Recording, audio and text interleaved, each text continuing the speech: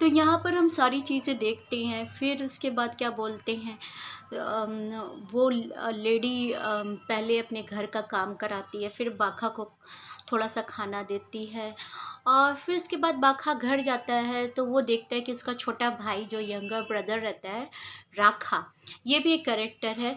वो क्या बोलते हैं, खाना काफ़ी ज़्यादा लाया हुआ रहता है, और फिर उसके बाद कहता है कि चलो भैया हम लोग सभी लोग खाना खाते हैं। फिर उसके बाद जैसे ही बाखा एक दो निवाला खाता है तो उसे बहुत गुस्सा आता है। तभी उसके फादर जो लाखा रहते पूछते हैं क्या हुआ, तो कहता है कि हायर कास्ट के जो लोग होते हैं बिल्कुल अच्छे नहीं होते हैं, हमें इतनी नीची नज़रों से देखते हैं, मतलब हमें बिल्कुल रिस्पेक्ट नहीं दी जाती है, हम समाज की गंदगी को साफ करते हैं और हमारे ही साथ ऐसा व्यवहार होता है। तभी लाखा कहते हैं कि ऐसी बात नहीं है, हायर कास्ट के लोग भी अच्छे होते हैं। जब तुम बचपन में बीमार थे तभी एक हायर कास्ट के डॉक्टर ने तुम्हारा इलाज किया था। लेकिन कहीं ना कहीं बाखा जो रहता है वो डिससेटिस्फाइड रहता है, उसे मतलब ये चीज़ें बिल्कुल अच्छी नहीं लगती कि क्यों हमें समाज से बहिष्कृत कर दिया जाता है। मतलब क्या हम तो दूसरे के गंदगी साफ कर रहे हैं, दूसरे का बर्डन हम अपने कंधों पे उठा रहे हैं, तो आखिर ऐसा क्यों हमारे साथ हो रहा है। फिर उसके बाद बाखा कहता है मैं खाना नहीं खाऊंगा, आज मेरे दोस्त रामचरण की सिस्टर की शादी है, मैं वहाँ जा रहा हूँ। फिर वो वहाँ रामचरण की सिस्टर की शादी में जाता है बाखा, और रामचरण और उसका एक और जो दोस्त रहता है, फ्रेंड रहता है, मित्र रहता है, जिसे हम छोटा के नाम से जानते हैं। छोटा पूछता है बाखा क्या हुआ, तो बाखा कहता है कुछ नहीं। फिर दोनों पूछते हैं रामचरण और बाखा, तब वो कहता है कि आज मंदिर में काली नाथ ने मेरी बहन सुहानी के साथ फिज़िकल असॉल्ट करने की कोशिश किया, लेकिन मैं कुछ ना कर पाया। फिर उसके बाद छोटा कहता है कि ठीक है चलो क्यों ना रिवेंज ले, बदला ले। तो बाखा कहता है नहीं नहीं, रिवेंज हर एक चीज़ का सलूशन नहीं होता है। फिर उसके बाद वो काफ़ी डिस्टर्ब रहता है, इनर सोल से भी, और कह सकते हैं अपने दिमाग से भी काफ़ी ज़्यादा डिस्टर्ब रहता है। तभी छोटा और रामचरण कहते हैं कि अरे तुम्हें पता है, आज तो क्या बोलते हैं चरण सिंह ने बुलाया था हम लोगों को हॉकी की स्टिक देने के लिए। तो वो कहते हैं कि चलो चलो रामचरण सॉरी चरण सिंह के पास चलते हैं और वहाँ पर हॉकी स्टिक उससे मांगते हैं। चरण सिंह जो रहते हैं वो हायर क्लास के ही रहते हैं, लेकिन उनकी सोच थोड़ा सा डिफरेंट रहती है। फिर उसके बाद चरण सिंह के घर वो जाता है बाखा हॉकी स्टिक लेने, लेकिन देखता है घर पे है नहीं, तो एक पेड़ के नीचे वो बैठ जाता है। काफ़ी देर तक इंतज़ार करने के बाद चरण सिंह वो आता है हॉकी स्टिक लेकर और बाखा को देता है। तभी बाखा क्या बोलते हैं, हॉकी स्टिक लेकर फील्ड में जाता है अपने दोस्तों के साथ, और जो हायर कास्ट के लोग रहते हैं उनके साथ हॉकी खेलता है। तभी उसने बाखा ने एक पहला गोल कर देता है। फिर उसके बाद वो काफ़ी अच्छा खेल रहा होता है, जिसमें हायर कास्ट के लोग हार जाते हैं, लेकिन अनफॉर्चुनेटली एक लड़का जो रहता है हायर कास्ट का वो थोड़ा सा खेलते समय घायल हो जाता है। तभी बाखा उसे उठाकर उसके घर ले जाता है, लेकिन जब उसके घर उस लड़की को ले जाता है तो उसकी माँ कहती है अरे तू उससे अच्छा तो मर जाता तो ज़्यादा अच्छा रहता, तुझे एक अछूत ने छू लिया है। बाखा को ये बात बिल्कुल डिस्टर्ब कर जाती है कि एक तो बच्चा क्या बोलते हैं चोट लग गई है, उसको घाव है, और उसकी माँ इस तरह कह रही है। देखा जाए तो ये हायर कास्ट में जहाँ तक मेरा मानना है कि किस तरह हायर कास्ट में ये सारी चीज़ें मतलब मेल्स कैरेक्टर में ही नहीं फीमेल्स कैरेक्टर में भी भरी रहती है। मतलब जनरेशन टू जनरेशन एक तरह से कहते हैं डिस्क्रिमिनेशन किया जाता है लोअर कास्ट के लोगों का, उनको इक्वल नहीं समझा जाता है, तभी तो ये सारी चीज़ें घटित होती हैं।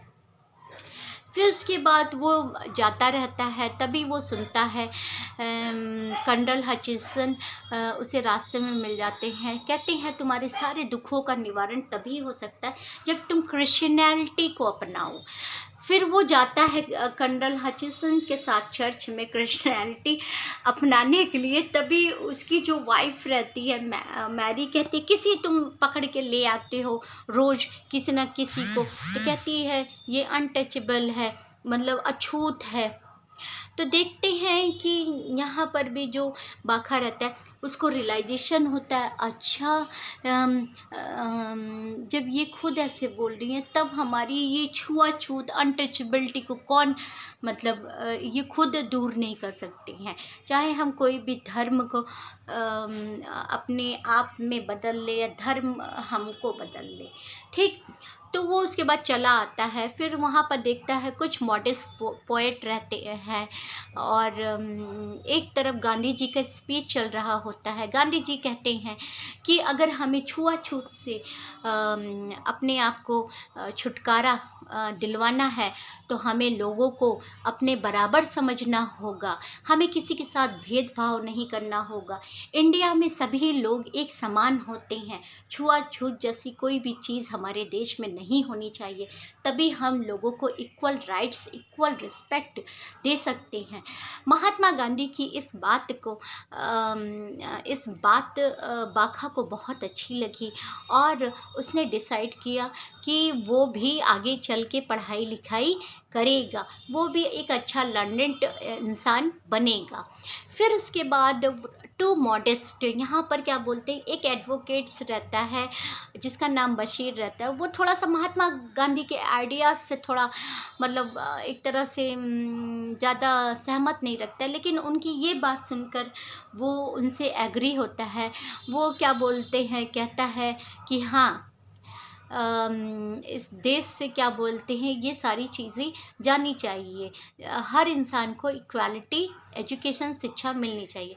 दूसरा जो एक मॉडेस्ट पोएट रहता है जिनका नाम रहता है ससहार, वो कहते हैं कि चिंता मत करो, बहुत जल्द क्या बोलते फ्लश सिस्टम आएगा। फ्लश सिस्टम मीन्स आप सभी जानते होंगे कि क्या बोलते हैं, हम लोगों के वॉशरूम में एक ऐसा स्विच रहता है, उसको आप ओपन करेंगे तो सारा कुछ वो वाटर के साथ बह जाता है, जो भी गंदगी रहती है। तो इस तरह की चीज़ें कहता है कि बहुत जल्द इंडिया में ये फ्लश सिस्टम आएगा और किसी को किसी का गंदगी नहीं उठाना पड़ेगा, बर्डन नहीं उठाना पड़ेगा, किसी के साथ भेदभाव, ये सारी चीज़ें नहीं होंगी। ये स्टोरी पूरी एक